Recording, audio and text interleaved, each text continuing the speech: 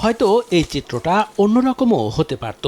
গবাদি পশু চরে দেখাশোনার পরিবর্তে বই খাতা নিয়ে এ সময় স্কুলে যেতে পারত এসব শিশু। চরে কোনো স্কুল না থাকায় অনেকটা বাধ্য হয়েই খেলাধুলা কিংবা গৃহস্থালী কাজ করেই কাটছে এদের মূল্যবান সময়।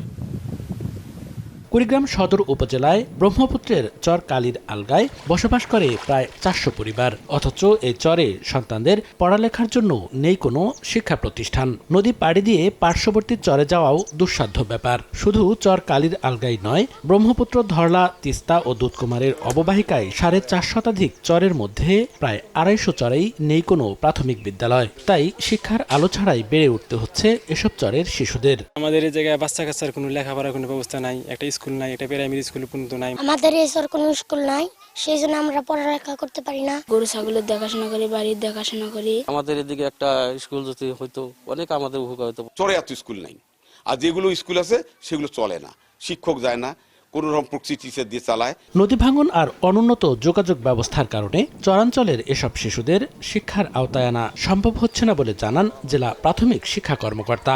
যে সমস্ত চরে স্কুল নেই, সেখানে যদি সরকার পরিকল্পনা নেয় স্কুল ঘর তৈরি করার জন্য, আমরা তাদেরকে সহযোগিতা করব। কুড়িগ্রামের প্রধান 4টি নদ নদীর অববাহিকায় 4.5 শতাধিক চরের মধ্যে প্রাথমিক বিদ্যালয় রয়েছে মাত্র 224টি চরেই। সময় সংবাদ, কুড়িগ্রাম।